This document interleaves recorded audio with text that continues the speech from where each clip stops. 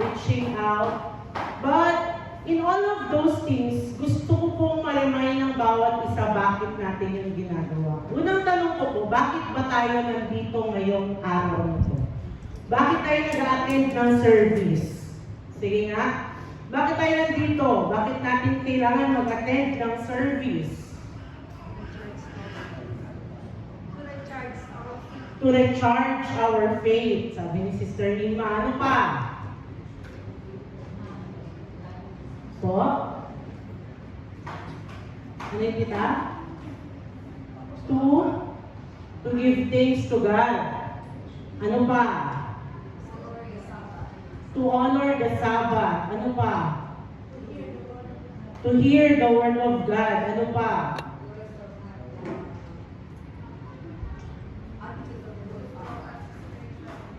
To grow spiritually. Ano pa? Tignan ninyo. Ano ang rason? Bakit kayo pupunta dito? Bakit hindi lahat? Bakit kukunti lang yung nakakasagot? Anong rason ninyo? Bakit kayo pupunta dito? Diba? May rason. Bakit kayo pupunta dito? Sige nga, interview mo na yung katabi mo. Kasi parang ilan lang yung sumasagot, ilan lang ba yung may rason na pumunta dito? Mag-interview nga po muna. Sige ka, seryosong tanong. Seryosong sagot din dapat. Bakit siya pumunta dito? Dahil ba obligado lang ng pamilya niya? Dahil ba obligado kasi kasama niya si mama niya, si papa niya? To build relationship to God? Okay. Alam niyo po, lahat ng sagot ninyo, isa lang ang tamang denominator. If you really know it, you will answer it. Because we love the Lord. Mukhang si Sister Rhea lang atang nagmamahal sa Panginoon dito The only reason we're here today, and it should be the reason, is because we love God. As simple as that. Kasi mahal ko si Lord, kaya ako nandito. Diba? Napakasimple yung tanong. Bakit complicated ang sagot? Hindi natin kaya sagutin. Kasi sis, in-invite lang ako. Okay lang. Understood para sa mga baguhan. Pinaunlakan mo yung invitasyon sa'yo ng Panginoon, hindi ng kapitbahay mo, hindi ng kapatid mo. It's because yung mga luma, why are you here? It's because, number one sagot dapat, it's because I love God, sis. Kasi mahal ko si Lord, sis, wala na akong ibang rason, kaya ako pumupunta ng mga services. Kasi mahal ko si Lord, sis. Hindi kasi dahil tutugtog ako, hindi kasi dahil part ako ng worship team, hindi kasi dahil worker ako, hindi kasi dahil member ako ng JCFTGM, kaya ako nandyan. Pumupunta ako sa church para mag-attend kasi mahal ko si Lord. Yun dapat yung una mong sagot. Bakit ka nag-attend dyan sa church na yan? Bakit ka nagpapatuloy dyan? Bakit? Wala po dapat tayong ibang sagot kasi mahal ko si Lord. That's it. It's because I love God, di ba? Simple lang po dapat yung sagot natin, huwag natin complicated. Gawin complicated. Kasi yung pagpupuri natin sa Kanya, yung pagtaas natin ng kamay, kung nagtataas ka nga ba, kasi marami hindi nagtataas Kung sumasayaw ka, kung sumisigaw ka, lahat po ng yun, ang common denominator, ang common reason is because I love God. Yes. Kasi mahal ko si Lord Kaya ako tinataas yung kamay ko, kaya ako sumisigaw, kaya ako sumasayaw, kaya ako tumutugtog, kaya ako nandito kasi mahal ko si Lord, sis Diba? Lahat ng yun na dahilan natin, ang pinaka-reason is kasi mahal natin si Lord. Sa ating buhay mga kapatid, pag tayo nagmamahal, meron tayong tanong na kailangan natin sagutan. Paano kaya natin mapapasaya ang ating minamahal? Di ba? Sa mga magkakasintahan, sa mga mag-asawa, sa mga magkakapamilya. Natanong nila, paano ko kaya asawa ko, paano ko kaya mapapasaya yung anak ko? Bakit mo tinatanong yung tanong ngayon? Kasi mahal mo siya. Diba? Gagawa ka ng rason para maipakita sa kanya na mahal mo siya. Gagawa ka ng paraan para ipakita mo sa kanya na mahal mo siya. Diba mga tatay, you are being the provider of the family. Why? Because you love your family. Diba? Maraming mga irresponsible tatay. Kasi wala silang pakialam sa mga pamilya nila. Kasi in short, hindi nila mahal ang pamilya nila. Pero pag mahal mo ang pamilya mo, gagawin mo ang lahat para sa pamilya mo. Diba? Natanong na ba natin kung yung mga asawa, natanong niyo na ba kung paano niyo mapapasaya ang asawa ninyo? Yung mga tatay, yung mga nanay, natanong niyo na ba kung paano niyo mapapasaya yung mga anak ninyo?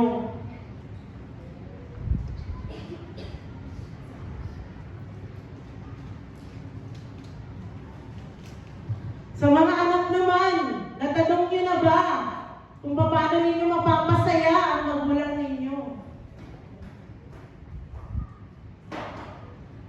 O wala lang, kamuat me. Diba? Sa mga magkakapatid naman, natanong niyo na ba kung paano niyo mapapasaya yung kapatid niyo? O wala lang. Wala lang. Diba? Mga kaibigan natin, diba? Paano natin sila mapapasaya? Paano natin may papakita sa kanila na mahal natin sila? Or wala lang? Wala lang, no? Maraming mga ganun ngayon, kapatid. Kaya mong sabihin, pero ang tanong, nagagawa mo ba? Naipapakita mo ba ang pagmamahal mo sa sinasabihan mo na mahal mo?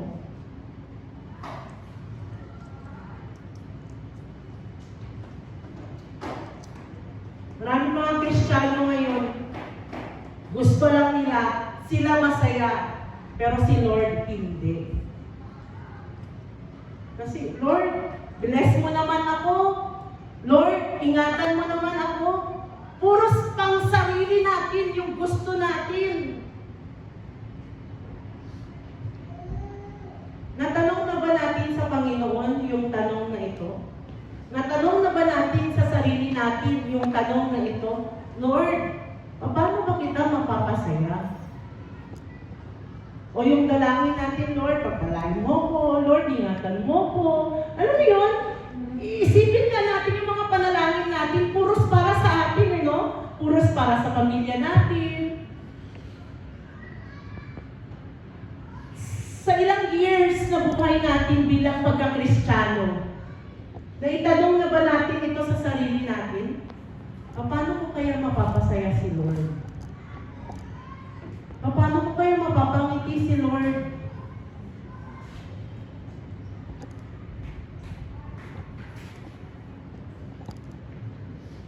Diba?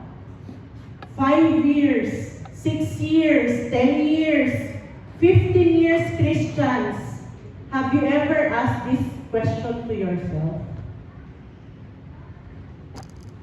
O kaya naman, Lord, paano ako magiging masaya? Lord, paano ako magiging successful?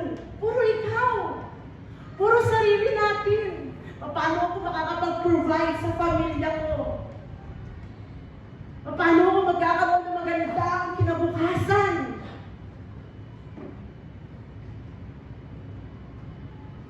Sino na dito honestly? Yung totoo lang. Sino na dito, ipikit nyo lahat yung mata ninyo. Ako lang ang nakabukas ang mata. Pikit nyo lahat ng mata ninyo. Yung nakabukas ang mata, ipitikin ni Lord sa tenga.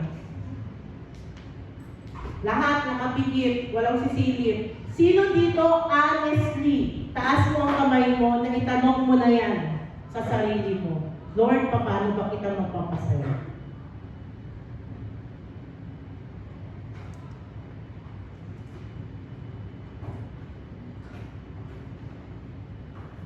Baba yung kamay mo. Bukas ang mata. Pinipigilan ko umiyak.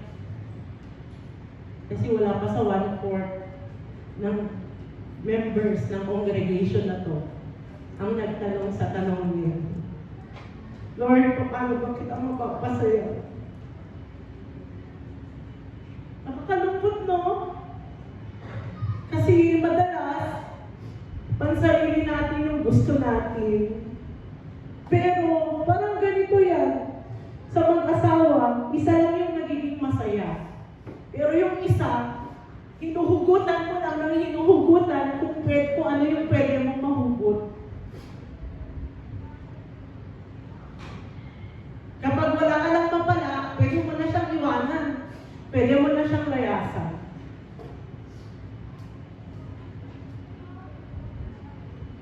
It's now time, a serious time mga kapatid, to come to evaluate ourselves. Oo nga, no?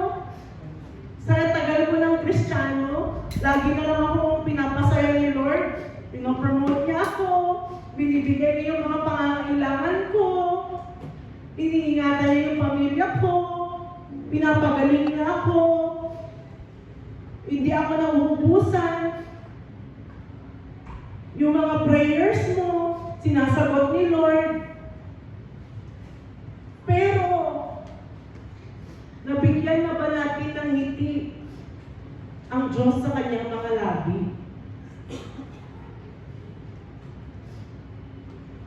Actually, sinerch ko po, pero mamaya pa sana ito. Sinerch ko po kung meron ba sa Bible na nakasaad na kung masaya ba ang Diyos kapag may achievements ka.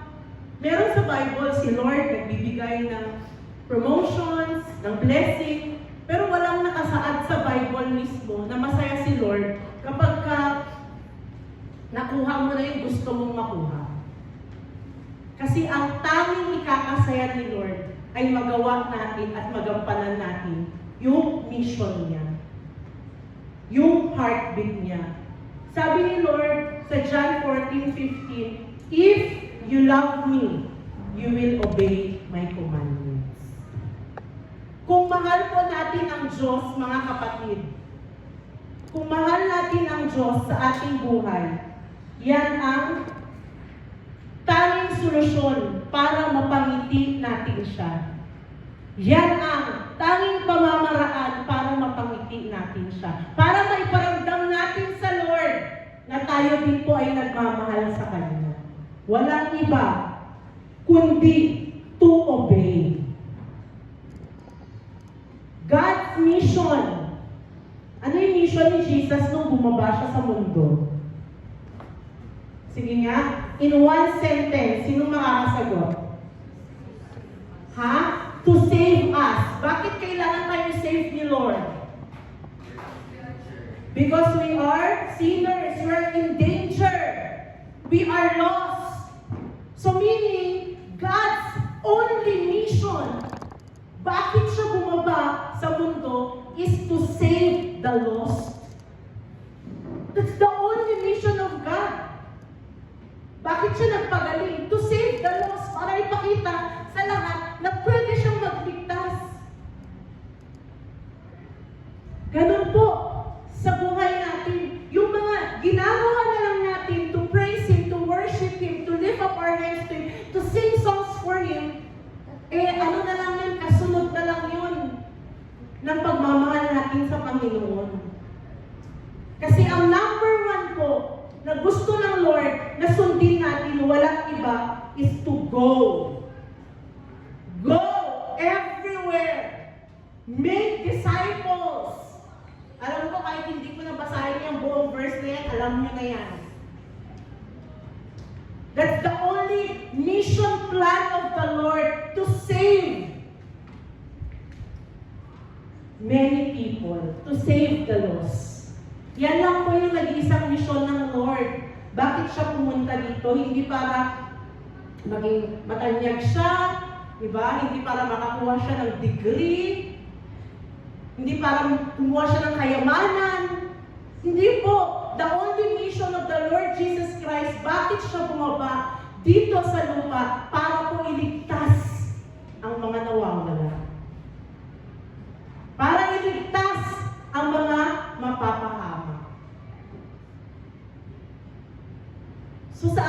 buhay mga kapatid, mahirap naman kung lagi tayo yung nagbe-benefit. Tayo lagi yung benefited. Di ba? Kaya nga sa mga benefits, sa PhilHealth, sa SSS, sa pag-ibig, yung mga benefits na yun, may limitation. Tama ba? Bakit kung nagkasakit ka ngayon, pwede ka ulit kumuha ng PhilHealth mo, tapos susunod ulit, tuloy-tuloy pagka nagkasakit ka? Di ba may limit? May limit ang benefits. Eh si Lord, nakailang hingi ka na sa Kanya. Hanggang ngayon, hindi ka pa nililimitahan. Nakailang answered prayer na tayo kay Lord. Hanggang ngayon, wala pa sinasabi si Lord, oh, anak, tama na yan, ha? Kasi araw-araw, meron tayong hinihiling kay Lord. Pero yung nag-iisang hinihiling sa atin ng Lord, to go.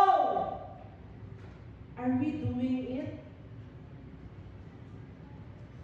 Are we showing our love to God? Kasi sa buhay natin mga kapatid, hindi lamang tumitingin si Lord na tinataas mo yung kamay mo, lumuluhod ka, nananalangin ka, hindi lang po yan ang tinitignan ni Lord. Ang tinitignan ni Lord is yung proof ng obedience natin sa Kanya. Yung patunay na mahal natin siya. And this is one of the greatest commandment of the Lord, to go and make disciples. Kaya wala tayong ibang pag-uusapan ngayon. Kasi po, ano yung heartbeat ni Lord? Souls, winning souls, di ba? It's still all about evangelism. Sabi dito, if you love God, you will make Him happy by obeying His mission. Yan, di ba? Mission ng Panginoon is to go and make disciples. Evangelism, still, dyan pa rin tayo sa topic na yan. Ilang buwan na. Do you love God? Then, share His heart. Sabi mo nga sa katabi mo, tanongin mo nga, do you love God? Oh. Si Tita Irma lang ang narinig ko na sagot, yes, I do, sabi niya. Yung iba walang sagot.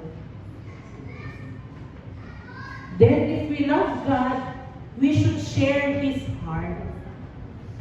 Diba? What are the things that we should remember when we really love God? There are things that we should remember in loving the Lord. Number one, kapatid, tandaan natin that love for God produces obedience. Diba?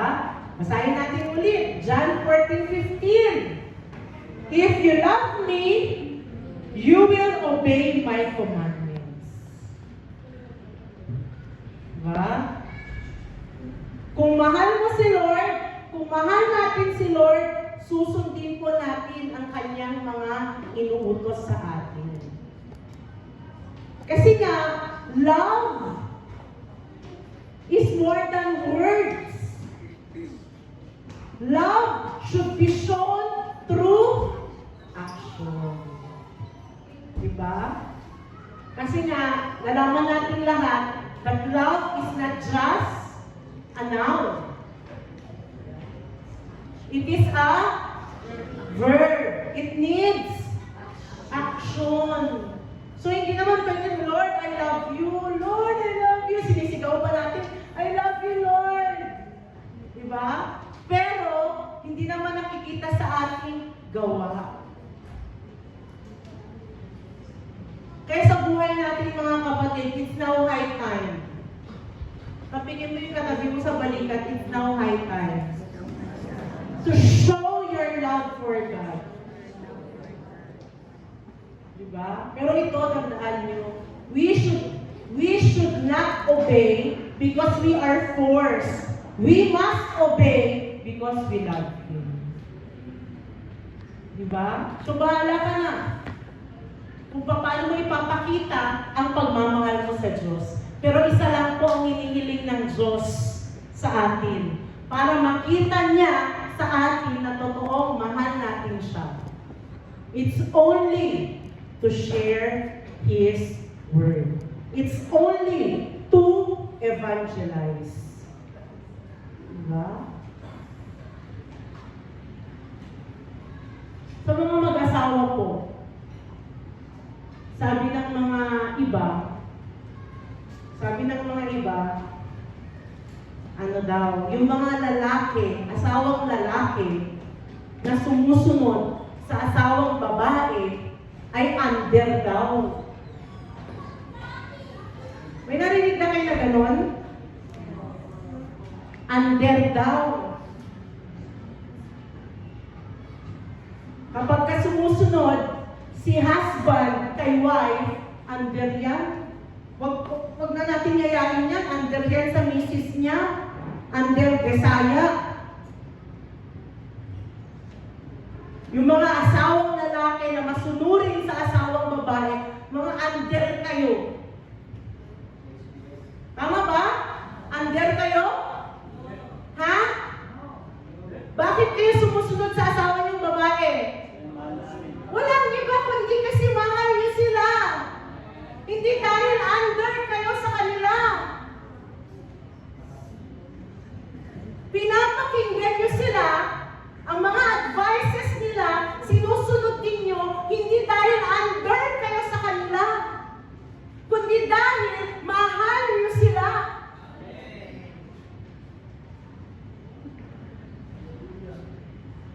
Ganun yun. Tama ba? Mga asawang lalaki. Di ba? Bakit ako susunod sa'yo? Ako ang lalaki dito. Tapos mamaya-maya napahamak. Kanino lumapit? Di sa asawa niya din babae. Di ba? Alam niyo po, ngayon, marami po akong nakikita. Marami akong naririnig na testimony. Nagsasaksid sila sa business nila dahil sa asawa nilang babae. Nagsasaksid sila sa buhay nila dahil sa asawa nilang babae. Dahil sumusunod sila sa mga kayang i-advise at ibigay sa kanila ng asawa nila. Hindi nila kailangan mapahamak. Kaya masasabi ko po sa mga asawang lalaki na kayang sumunod sa kanilang mga asawang babae, higit sa lahat, kung hindi naman kayo ipapahamak, diba? Minsan pa, masama na sa loob mo sumunod sa asawa mo, pero susundin mo pa rin, makikita mo na lang, buti na lang sinunod ko yung asawa mo, tamang pala siya.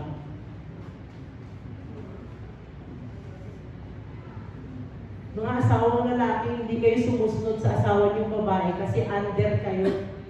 Sumusunod kayo kasi mahal niyo ang asawa ninyo. Yun yun. Diba? Kaya kung gusto po natin maranasan ang success sa isang relationship, wala tayong ibang kailangan gawin kundi sumunod. Obey. Diba?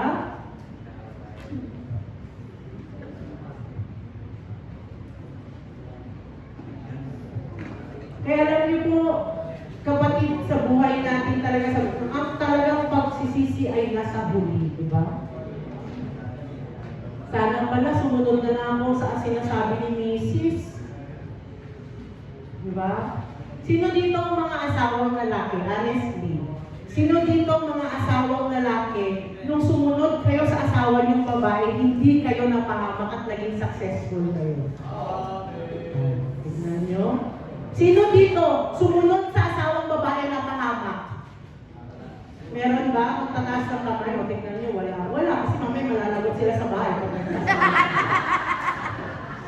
Subukan mo yun. Yung parang nakakurot na sa tagiliran ng asawa niya. Diba?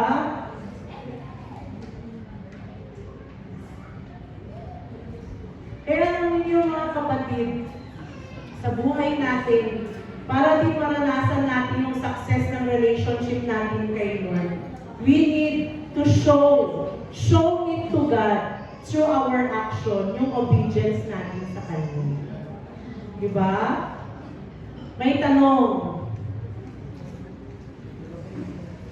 If Jesus asked us today, do you love me?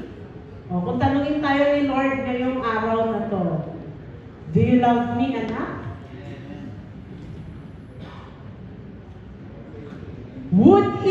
Would our lives show the answer? Diba? Kahit hindi mo sabihin yung sagot mo, kung nakikita ito sa gawa mo, approve na approve yan. Diba? Diba?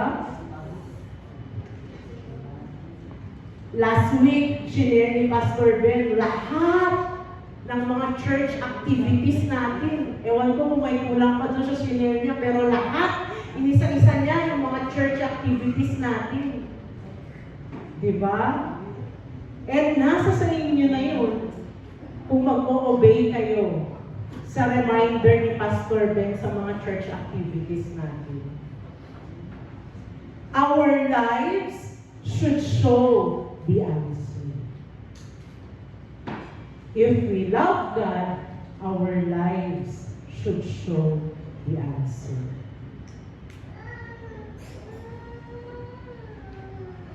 Amen? Sabi ko sa inyo this is time to evaluate and to realize everything na pinagdaanan natin, na ginawa natin, di ba? Sa buhay Kristiyano natin. Back to basic, number 2. Tandaan natin mga kapatid. Pangalawang tatandaan natin. Kapag kamahal natin ang Diyos, tandaan natin that sharing the gospel is one way we obey Jesus. Yan. Isa sa mga pamamaraan para tayo ay sumunod sa Lord is no other than our obedience. O, anong sabi sa Matthew 18:19 to 20? Anong sabi dyan? Kung imposible, hindi nyo ba memorize yan? Ha? Yun.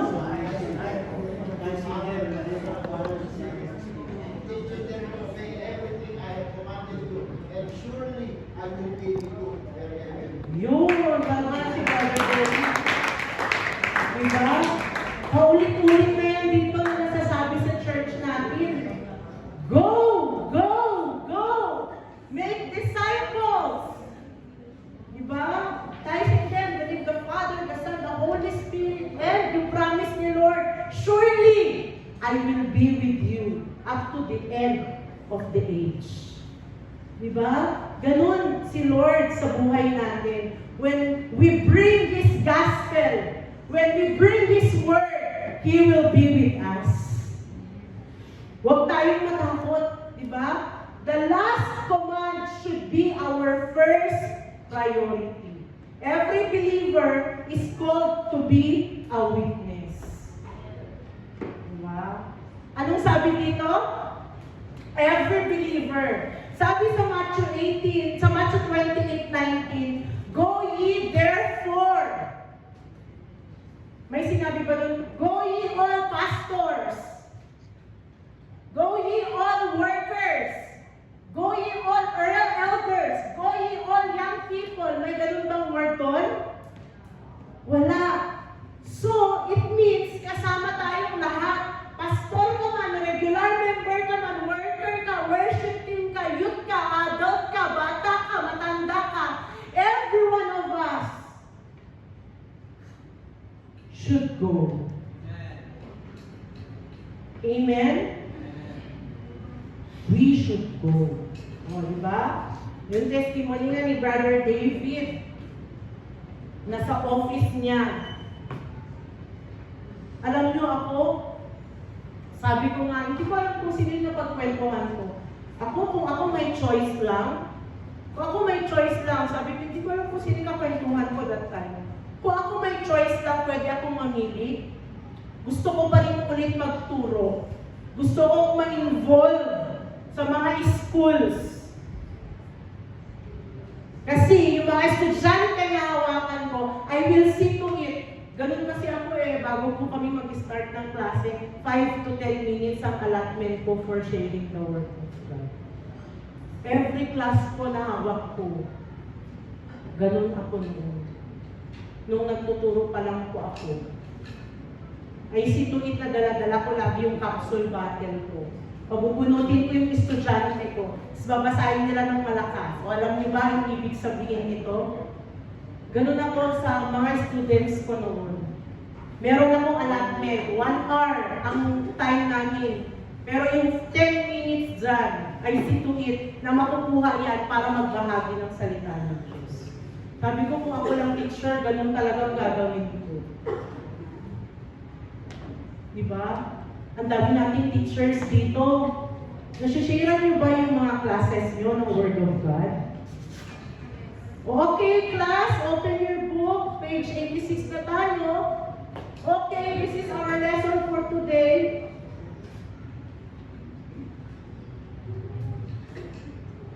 Diba? Alam ninyo, mga kapatid, kayong mga nasa secular, mapapalad kayo. Kasi hindi kayo nauubusan ng tao sa paligid nyo. Kaya I pray, dalangin ko po na kung ano yung dalangin ni Kuya David sa puso niya, ma-impart po sa mga nasa secular world. Kayo din mismo, isaturate nyo, mga offices ninyo, once a month kayo mag-restart kasi si Pastor Ben po, office nila na-saturate niya. Every, ano yung schedule niyo ba? Between Free time, every day. Meron niyang sharing of the Word of God. Gamitin niyo po yung posisyon niyo. Yes. Diba? Sa mga schools, sa mga offices ninyo, huwag niyong itago yung pagka-Kristiyano ninyo. Diba? For I am not ashamed, sabi sa Romans, for I am not ashamed to share the gospel. Amen. Diba? Kaya kung nasaan po tayo nilagay ng Diyos, isaturate natin yung lugar na yun para kay Lord. Yes. Amen? Right. Gawin natin yan to show our love, acts of love toward God. Diba? Isa, dalawa na makasama mo, kumain sa office mo, workmate mo, estudyante mo. Gawin niyo po yan mga kapatid. To share the gospel of God. That's a way of our obedience to Him. Amen? Kaya sabi ko, noon ulit nagpaalam naman ako, kahit part-time lang, hindi pwede. Full-time ka dyan. Nagpapaalam naman, Ma'am, part-time lang ako, Ma'am. Ayaw niya.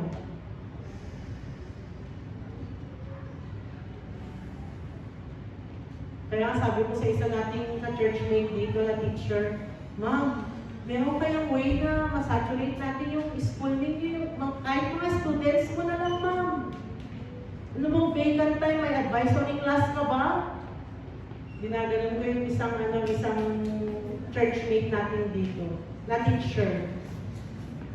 Baka pwede tayong mag-Bible study, Ma'am, sa mga classes mo, kahit sa advisory class mo lang. Sabi ko sa kanya.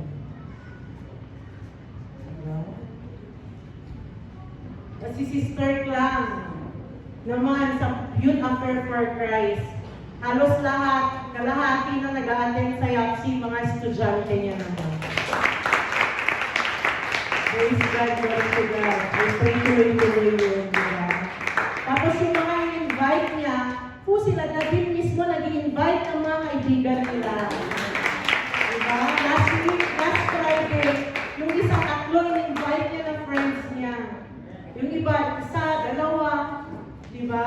Sila na mismo nag-invite. Siyempre sa una, di mo pa sila makitaan ng kaseryosohan. Pero hayaan natin na si Lord yung kumilos sa buhay nila. Grabe hindi ko din nila-expect yung word kagabi sa YAPC. Ganun ang reaksyon ng mga kapatid. Gusto nila pumapalakpak, pero pinipigilan. Sige, huwag yung pigilan pumalakpak. Sabi ko sa kanila, baka pala palakpak sila. Sige, huwag yung pigilan pumalakpak. Pumalakpak kayo kung gusto ninyo, sabi ko sa kanila. Kasi I pray na, Lord, gawin mo yung impact ng salita ng Diyos sa buhay nila is buhay na buhay, sabi ko. Diba? Kaya alam niyo mga kapatid, kahit saan kayo magpunta, si Tita Ilma, namimiss ko na ito, yung kahit saan siya magpunta, nag-share siya ng Word of God, maya-maya may babalita yan sa'yo, di ba? Balik natin, i-restore po natin yun. Di ba? Sa ating buhay. Nakakatuwa po na masaturate ninyo yung mga workplaces ninyo. Amen? Noon kasi pumapayag pa sila sa offices na mag-Bible study di ba? Pero ngayon parang tigpit-tigpit na sila kasi kagaya nila Sister Mayet. Tama ba sila Sister Mayet? Bunga yan ng Bible study sa DENR. Si Sister Esther, bunga yan ng Bible study sa office mismo. Diba si Brother Willie din, na kay Lord na, bunga din po yun ng Bible study sa office mismo. Nakakapasok pa naman sila Pastora Marlene sa mga offices. GSIS, DENR, hindi ko pa alam kung saan pa yung napasok yung mga office pa. Diba? Kaya alam ninyo mga kapatid, kung kayo na nilagay ng Lord nandyan na sa loob ng office na yan, gamitin nyo na yung opportunity to share the Word of God. Amen? Ilang years ka na ba dyan sa office mo? May na-share ka na ba the Word of God? Di ba? Gamitin nyo mga kapatid. Walang tumatanggi sa panalangin. Umpisahan nyo sa panalangin. Amen? Biruin mo yan. Naging takbuhan na si Kuya David. Parang, swerte itong taon ko. Sabi siguro ng mga, mga ka-office mate niya. Diba? And that is, yung susi. Diba? Para sila din po ay makakilala sa Panginoon. Amen? Kaya sa buhay natin mga kapatid, lagi po nating tandaan that when we tell someone about Jesus, we are saying, Lord, your mission is important to me because you are important to me. Biruin mo yun, no? Every time nag-share ka ng word, pinapahalagahan mo yung mission ng Panginoon. Wala kang ibang pinapahalagahan kundi si Lord at yung gusto niyang mangyari. Pag nag-share tayo ng Word of God. Di ba? Kaya huwag po natin ipagdamot yung pagbabahagi natin ng salita ng Diyos. Una, ano yung assignment natin? Saan tayo unang mag-share ng Word? Sa family, di ba? Kapag nag-share tayo ng word sa family natin, nadadala natin sila, nababahagi na natin sila ng salita ng Diyos, mga kapatid, yung mission ng Lord na gagawa natin. Di ba? Masaya na marinig natin, mission complete. Mission accomplished. Di ba? Ang saya ng ganun, no? Pupunta ka sa boss mo, boss, mission accomplished tayo. Diba? May mga boss, may pinapagawa sa inyo yung boss ninyo. Pagka nagawa ninyo, yung pinapagawa sa inyo ng boss ninyo, anong feeling nyo? Masaya. Ha? Masaya. Masaya at saka fulfilled ka. Amen. Buti natapos ko yung pinapagawa ni boss. Diba? Tapos pag sabihin ng boss mo, very good. Maganda yung report mo. Anong mararamdaman mo ulit? Masaya. Mas masaya ka na naman. Imagine mo, si Lord yung boss mo. Tapos may iutos siya na pinapagawa sa'yo. Tapos i-report mo sa kanya, boss, mission accomplished. Tapos sasabihin sa'yo ni Lord, very good. Amen. Diba? Imagine nyo nga yung ganung senaryo.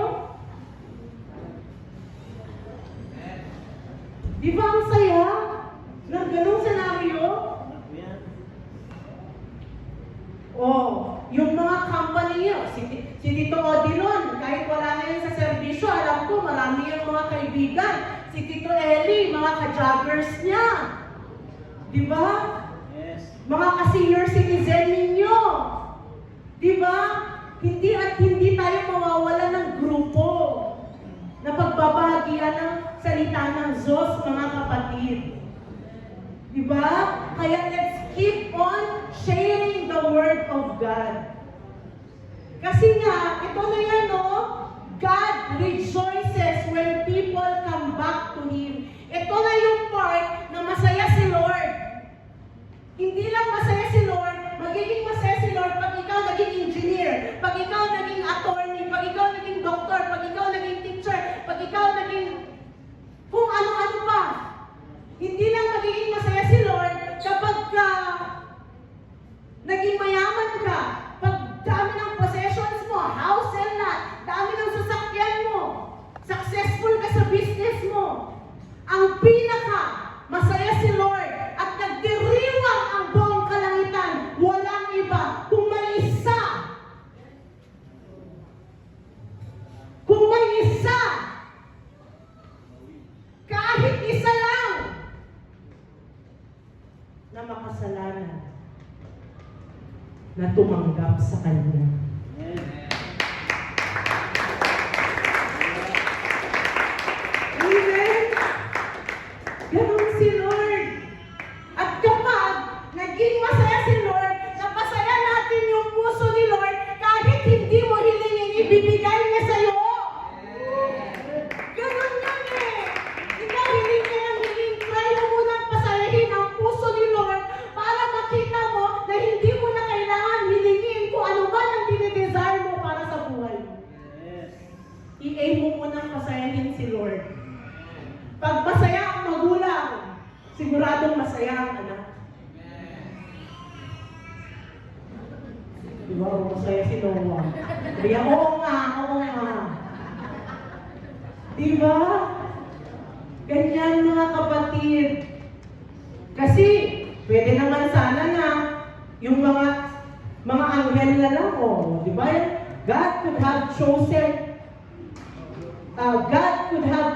to preach the gospel to the angels. But no, God chose us. He entrusted His message to us, ordinary believer.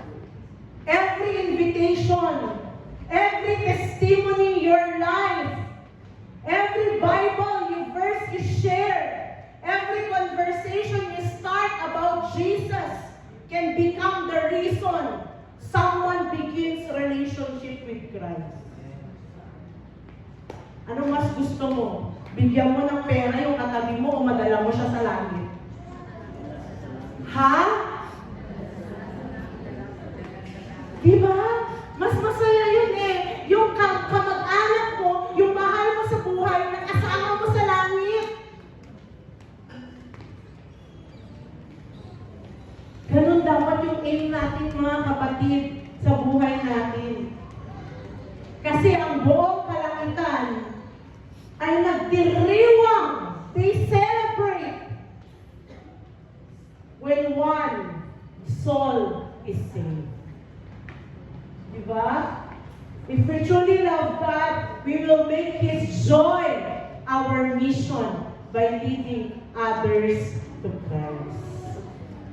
Diba? Kaya mga kapatid, wala pong ibang pinakapundasyon sa buhay natin bakit tayo nag-evangelize. Bakit tayo nag-share ng Word of God?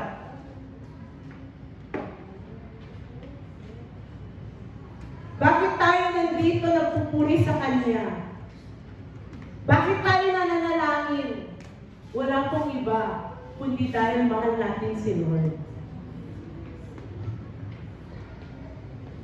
Yun yung tanging rason natin mga kapatid. Hindi ka naglilingkod sa Lord kasi bine-bless ka niya. Hindi ka naglilingkod sa Lord kasi marami siyang mga kasagutan ng panalangin mo na sinagot niya. Kundi naglilingkod ka kay Lord dahil mahal mo siya. Diba? Dahil mahal mo si Lord, kaya ka naglilingkod sa Kanya. Yan po yung lagi natin tatandaan. Sa buhay natin, isipin natin, pag may isa lang tayo na napatanggap at nagpatuloy, mga kapatid, ang buong langit ay magdiriwang.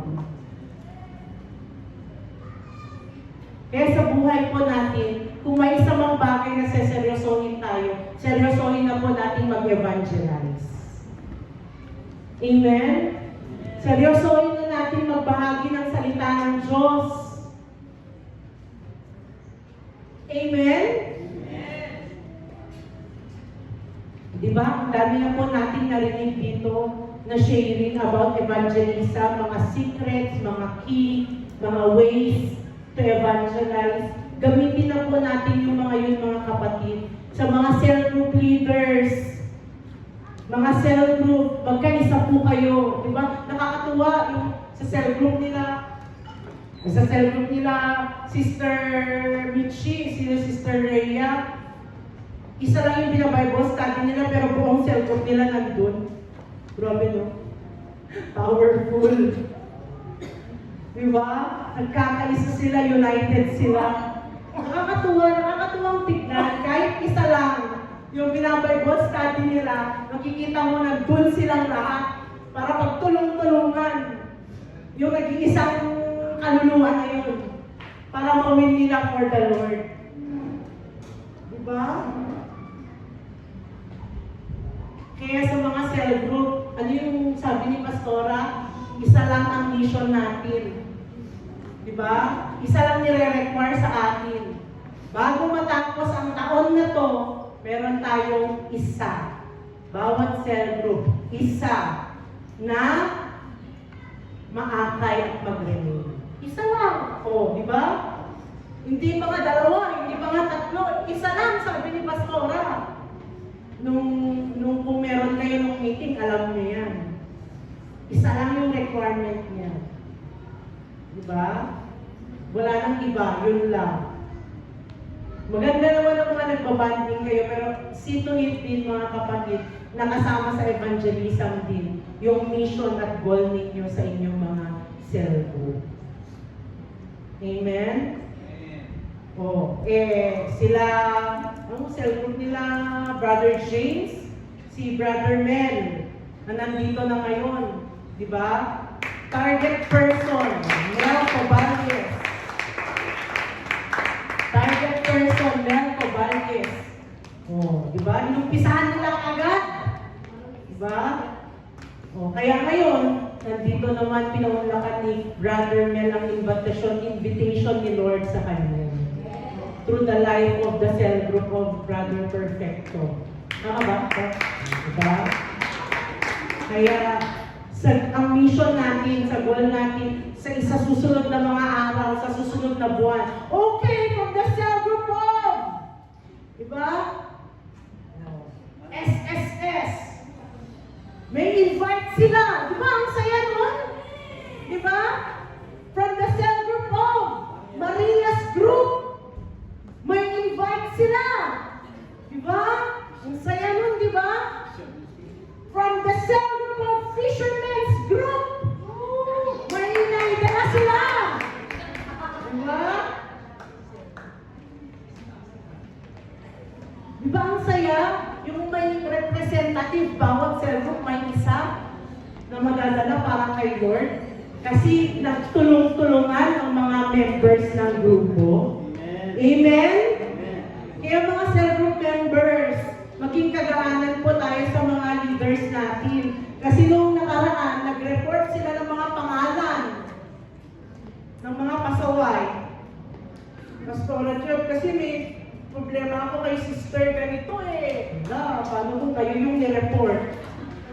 Wala ka na, lagot na. Ay, ganun ba? O sige, kausapin ko. Ha? Medyo totoo dito kasi galing din sa ibang cell group yung din ang tao ng problema. Kaya hindi na ako nagtaka nung sinabi yung pangalan na yun kasi from other cell group din siya dati, inalis, nilipat sa ibang cell group, siya naman din yung problema. Kaya sabi mo sa katabi mo, huwag tayong maging problema. Maging kagaanan tayo. Okay? Mga cell group members, mag-sing naman kayo sa mga messages ng cell group leaders nyo. Okay? Mag-reply din naman kayo. Oh, okay? Maging kagaanan. Oh, di ba? Sabi ko nga sa cell group, sa isang cell group, dito okay lang, kahit dalawa lang kayo, huwag mo nang antayin yung buong cell group na maging available. As long as may kasama kang isa. Diba? Sabi ko pa nga, andyan si Tito ganito, nandyan si Pastor Ben para sumama. Go na kayo! Hindi nyo kailangan kompletuhin yung cell group members niya.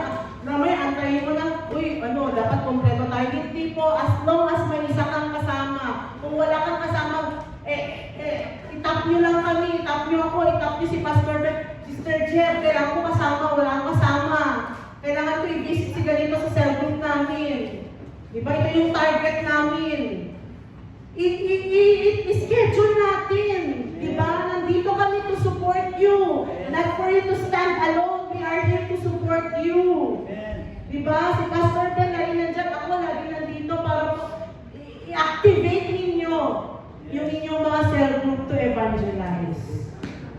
Amen? Ayaw na nila. Dito na tayo. Yan. Conclusion, favorite part ninyo. If we truly love God, anong gagawin natin?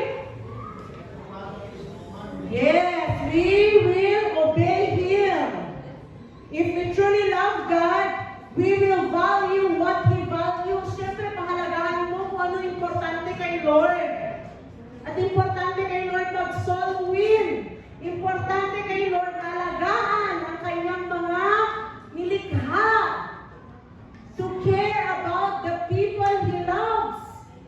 To care about the lost. Diba? Kasi yung mga achievements natin hanggang dito lang sa lupa. Pero pag ang achievement mo, 10 yung nadala mo, hanggang langit yan. Pero kahit sa dami ng ari-arian mo, wala kang nadala kay Lord, wala kang ipagmamalaki kay Lord. Totoo yan. Nasa iyo na ang lahat dito sa lupa. Pero sa langit, wala namang kwenta lahat ng achievements mo dito sa lupa. Diba? Kaya sa buhay natin mga kapatid, balansehin natin ang buhay natin. Huwag tayo puro achievement sa lupa. Mag-achievement din tayo hanggang eternity. Hindi mananakaw, hindi maluluma, hindi mawawala. Diba? At higit sa lahat, may pagmamalaki natin kay Lord. Kaya may pagmalaki pag pumunta pa tayo lang, O Lord, di ba yung sasakyan ko ha? O Lord, ako nakapag-engineer ako, nakapag-masters pa ako, nakapag-doctoral pa ako. O Lord, ngayon, ang taas ng posisyon ko, salary grade 50.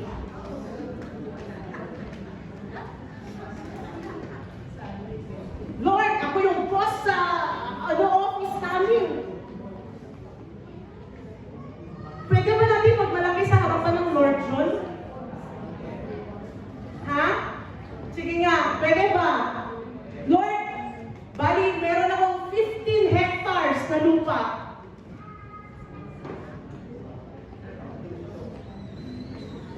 Pwede ba mamalaki ba natin lahat yan kay Lord? Ha? Di ba hindi? Pero pag pumunta ka ng langit, Lord, si Sister Donna, ako ang nagdala yan, ako ang nag-win yan sa'yo. Lord, si Sister Mary Rose, dahil sa akin, Lord, dahil sumunod ako sa'yo, nandito siya, pati yung pamilya niya, kasama niya. Yan lang yung nag-iisang bagay na pwede natin ipagmalaki kay Lord, yung mga nawin natin. Pero aside dun, wala na. Wala na tayong ipagmamalaki kay Lord. Ang tanong, meron ka na bang ipagmamalaki kay Lord? Ha? Ilan na kaya ang ipagmamalaki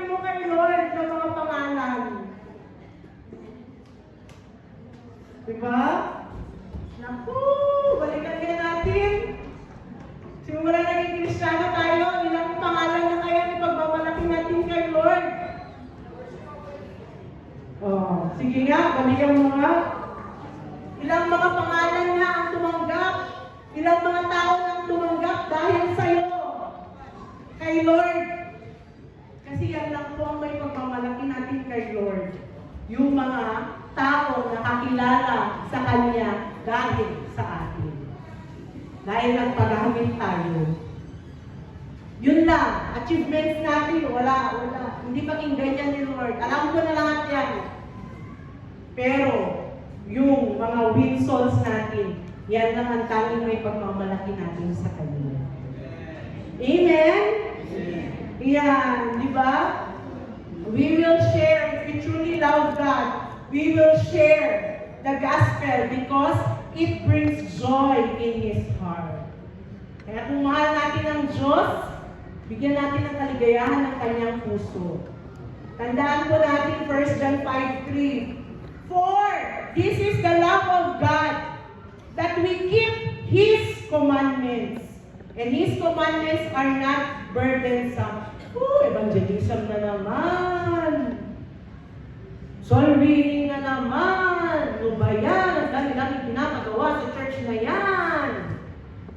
Diba? Nagiging pabigat sa atin yung gusto ng Lord na maging masaya sa Kanya. Dapat hindi po. Diba? For this is the love of God, that we keep His commandments. Mga kapatid, kung tayo ay tunay na nagmamahal sa Panginoon, we obey His commandments. May mga tao kang hawak. Lead them. Okay guys, bago tayo mag-work, let's pray. Diba? Ganun. Kunwari ikaw ang boss. Bago ka magpa-disperse ng tao mo, okay, dito muna tayo, magdasal muna tayo. Diba? Yun yung sinasabi natin sa isang kapatiran eh. Sis, may restaurant siya. Sis, bakit gusto mo, ayaw mo ba na mag-BS muna tayo? Mag-pray muna tayo bago kayo mag-open ng restaurant mo? Wala. Hanggang sa nag-boom siya. Tapos nag-boom din siya. Di ba nakakalungkot yung ganun? Nasa peak of success ka na, dahil hindi mo in-acknowledge si Lord sa buhay mo, paulit-ulit siyang kumakatok sa buhay mo. Paulit-ulit niyang pinapasok yung buhay mo. Pero ikaw, sarado, busy ka sa dami ng workloads mo, sa business mo. Wala din, bagsak din ang kakalinatnan. Diba? Kaya kung kayo ang boss, manage your people well. Diba? O kung kaya nyo naman din mai-suggest sa boss ninyo, boss, pray muna tayo. Kung malakas kayo sa boss ninyo, boss, pray muna tayo. Diba? Ikaw mismo yung magdala at mag-suggest ng mga ganong bagay sa mga boss ninyo. Amen? Oh, remember, the greatest proof of our love for God is, ano daw? Oh, joyful ha, hindi napipilitan. And one of the clearest expression of the obedience is sharing the good news of Jesus with others. Diba? Kaya yung pagsunod mo sa evangelism, yung pag-obey mo sa commandment, sa mission mo, kapatid, may kasamang kaligayahan sa puso. Okay? Hindi dahil napilitan ka, hindi dahil may nagsabi, kami nagre-remind lang. And it's up to you. If you want to, do it. Sabi nga ni Luis Manzano, deal or no deal? Kaya ngayon, yan ang iiwan ko sa inyo. Is it a deal or no deal? Kayo, bahala kayo. Hindi ko kaya pinilit na sabihin. Sabi ni Sister Richie, nung nag-preach siya nung Wednesday, hindi ko kaya pinilit na sabihin yan. Kayo laban, This man actually inspired itong message na ito sa preaching ni Sister Michi no Wednesday about love for God through evangelism. Sabi ko, maganda yung word ni Sister Michi. Expand ko nga yun. Oo nga eh, kailangan natin magmahalin ng Lord at ipakita through our evangelism. Kaya nabuo ko itong topic na to. Dapat si Sister namin ngayon. Pero sinabi ni Pastor Marlene na ako. O ayan, nakinig ako ng mabuti kay Sister Michi. Alam niyo po kasi ako, sa lahat ng mga nagpipreach, pinapakinggan ko yan. Ay, si Sister Michi lang yan. Alam ko na yan. Hindi po ganun. Kahit bata man yung nag-share, sa Timothy band nga namin, pinag-share ko na sila. Kahit bata man yan, pinapakinggan ko kasi alam ko may makukuha akong kwenta. May makukuha ako na maiiwan sa puso ko. Diba? Kaya kahit sino nagpipreach dito, small group man yan, sa cell group ninyo, pakinggan natin ng mabuti. Diba? Kasi we will learn from them. Oh, let us be always serious in listening the Word of God. Oh, yan. Yan po ang salita ng Diyos na pinaremind sa atin ng Lord ngayong araw na ito. Kaya bahala na kayo kung mag-deal kayo or no deal. Oh, di ba? Kayo na ang last na makakasagot niya. Okay? So tayo pong lahat ay tumayo at tayo po ay manalangin. Iandatin po natin ang mga ikakalong natin sa Panginoon at ipanalangin din po natin ito. Makitawag na ang Timothy Baptist. Sige, let's pray po. Hallelujah. Father God in heaven, maraming salamat po, Panginoon, for reminding us of the reason why we are here today. Salamat, Lord, na itong mga salita mo na narinig namin ngayong araw ay hindi lamang po papasok sa aming tenga, lalabas sa kabila. Kundi itong salita mo na aming pong narinig ngayon ay tatitimo, Lord God. Tatali mo, ito ay, Lord, mag-i-stay sa aming mga puso. And these words of yours will cause us to move, Lord God.